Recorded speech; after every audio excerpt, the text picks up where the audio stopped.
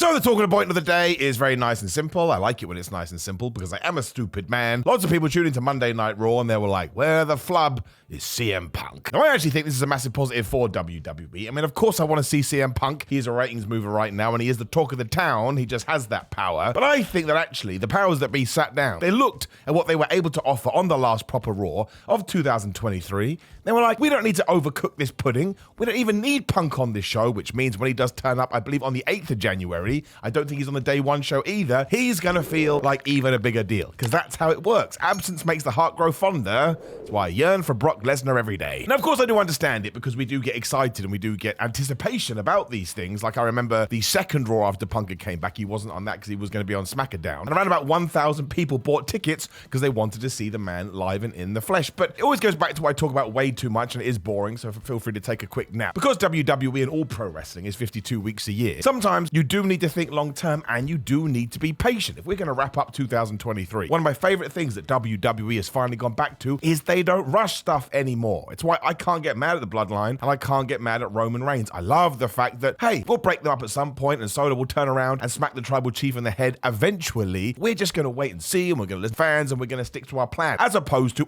Roman Reigns is the head of the table on Monday 1st of June and by Monday 1st of July, he's beaten everybody and now we're just going to move on to something else. So if WWE has factored in plans with CM Punk throughout 2024, why just wheel him out on a show? I suppose it could be what Edge/Adam Copeland, one of the reasons why he wanted to go to AEW is because he wanted to be featured more, which I also totally understand. If you know your career's about to come to an end, you want to get as much water into that juice can, what does that mean, as best as you can. But when it comes to somebody like CM Punk, less is more, surely has to be the way, especially at these early stages, because eventually he is just going to feel part of the furniture. That's just how it works. It's all new and exciting now, but eventually the novelty goes and you lose the fancy pants nature of it. So you want to hold that and you want to sort of contain that bubble for as long as you possibly can. And when you go through this latest episode of Raw, my word, it absolutely rules. I don't want to go through it segment by segment, but I also don't want to miss anything. But we'll start at the main event, Creeds versus the Judgment Day. Now, Julius and Brutus are absolutely made whatever it is the WWE wants to do. They're still crazy and they're still insane. And I kind of watch them going, oh my gosh, I don't know what's going to happen next. But if we continue to move them in this trajectory and we continue to have a plan for them, I have no doubt that when we get to a SummerSlam or maybe a Survivor Series, they are going to feel like massive deals. Then you can make them the tag team champions. And as has been rumored for ages, apparently eventually they do want to push Julius as a singles star. And I can absolutely see it. That guy looks faboo. As does Brutus as well. I don't want to, throw the baby out with the bathwater. The only issue, and I look forward to getting more information about this, if there is something to it, is they did the Brutus ball onto Damian Priest. Poor Damian Priest's head got absolutely smashed. Brutus ball to Priest!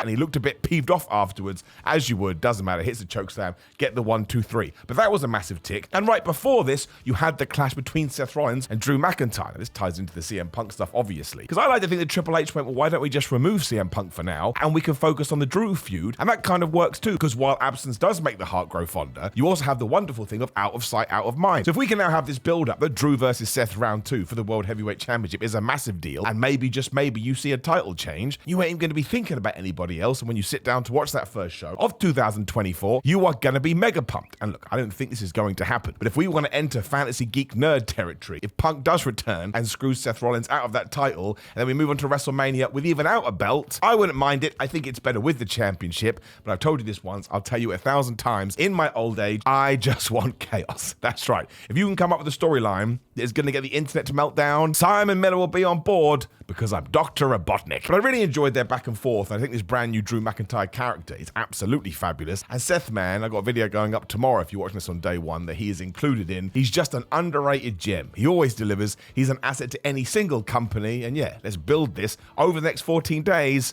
And I think we're going to be able to trick a few people. That's the point. It's good to be worked. We also built up Becky Lynch versus Nia Jax, and we built up Rhea Ripley versus Ivy Nile, and we built up Natalya and Tegan Nox taking on Shayna Baszler and Zoe Stark. Now, I admit that one was a little bit strange, as they just had a conversation. WWE right now just has so many stars. Like, if you ask me right now, Simon, who do you think could be a world champion on the men's side? Again, you can go Seth Rollins, obviously Roman Reigns, you can go Cody Rhodes, you could go Gunther, you could go Drew McIntyre, you could go CM Punk, you could go Sami Zayn, you could go Kevin Owens, you could go Randy Orton, you could even go Jey Uso. I wouldn't be adverse to it at all. If Damian Priest cashed in his Money in the Bank, I'd be a happy chap. And of course, there's LA Knight, and AJ Styles is always going to be hanging around there, which is why we had that big thing on SmackDown when he did return, and he kind of went pseudo heel. He's also got massively jacked. That made me really happy because I like muscles. I'm a strange guy. When you have all of this talent, I do think you can spread it out a little bit more. And again, all you've got to do is kind of keep it as a little twinkle in somebody's eye. And that's why what happened in the middle of Monday Night Raw, we had a big recap video featuring who? CM Punk. So I really do like the fact that WWE is approaching things like this nowadays. We're not rushing, we're not scared, we don't feel like we have to do this, otherwise we may get a bad rating. We understand that we can build something here. And WrestleMania is a long ass time away. I think that, well, we know that CM Punk is going to be in the Royal Rumble, so that's when we can have his first interaction between him and Seth. Maybe we don't. Maybe we kind of veer away from that entirely as a little bit of a swerve. But even from the end of January through to the first weekend of April, that's a good couple of months, right? Does he have to get involved in the Elimination Chamber? Is he going to win the Royal Rumble? We just don't know. So if we do kind of introduce this schedule where he's not on every single episode, I actually think that's going to be better all around. And you could do it with Randy Orton too. Like, I think Randy Orton is going to feature more because, of course, it feels very much like we're doing Randy Orton versus Roman Reigns at the Royal Rumble in terms of the singles match, which I think is kind of good. If Randy Orton is not going to win the Royal Rumble, he probably shouldn't be in the Royal Rumble. But after that, can Randy Orton do a similar kind of come here, oh, I'm there, now I'm not? Yes, of course he can, because you have other people to fill the void. If we go back to 2019, genuinely, go on message boards or you read news reports, the biggest criticism that WWE faces, one, we don't have any good baby faces, and two, nobody feels like a megastar. So fair play to WWE for keeping him off, and fair play to having the confidence in the rest of the roster, because what that also does is it opens up opportunities. I mean, look what we did with JD McDonough and R-Truth. Now, I doubt that JD McDonough is ever going to be a WrestleMania main eventer, not in a bad way. He's just not the typical WWE guy. And R-Truth is probably past that point now, but it's entertaining, it was fun. That's how he kicked off Raw with the 30 Miracle Street Fight. Was it called 34? Miracle on 34th Street Fight. And I was just entertained by it. And I think sometimes not everything has to be this knee-deep Lord of the Rings storyline.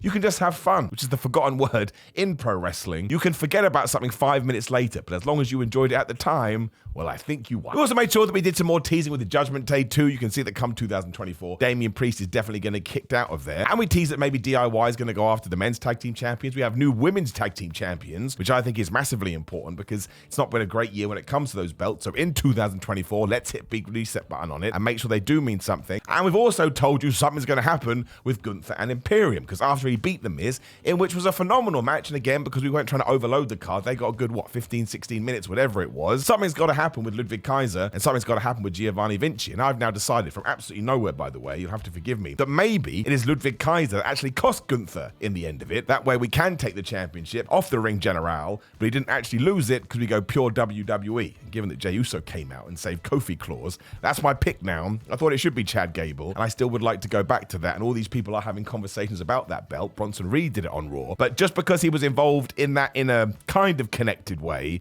I think Jey Uso should probably beat Gunther to become the IC champion, because that just builds on everything we did in 2023. Jey Uso is a bigger star now than he ever has been, and he's not going to be factored into the world title plans anytime soon, again, because there is just such a queue ahead of him. But that IC belt means something now because Triple H made sure we were going to double down on this, and because Gunther has been so good. So if Jey Uso beats him, Gunther can then go into the main event scene, and Jey Uso can continue to fly. And he is damn brilliant. I just want to say that he's much like Cody. That's why that tag team works so well. When they're on the screen, I just want them to achieve. So yes, I was a big fan that CM Punk wasn't on this episode of Raw, which seems like a strange thing to say. And of course, we have a couple of weeks off now in terms of the week-to-week programming. But if there's something else that we want to do or don't want to do once we get through that 1st of January show, then yeah, don't have to do it. I mean, we're also getting Nia Jax versus Becky Lynch. That kind of ends a 5-year story, and it means that Becky Lynch can beat Nia Jax and then either go on to win the Royal Rumble and probably challenge Rhea Ripley. We have to do that match at WrestleMania 40. Or maybe Nia gets her revenge, and that's how Becky Lynch gets eliminated. Because of course, much like Randy Orton, there are certain superstars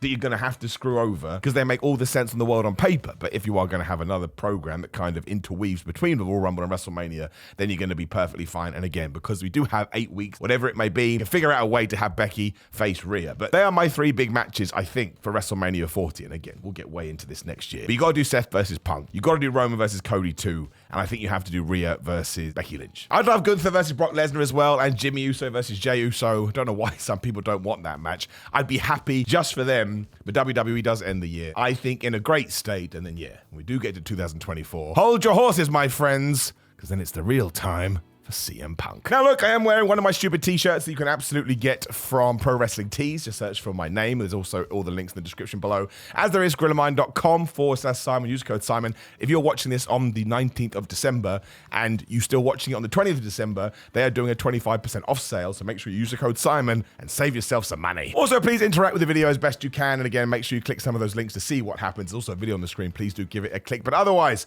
thank you so much for supporting me. There's plenty more content coming in 2023, but I will overdo the thanks until the year does come to the end. Take care of yourself, my friends.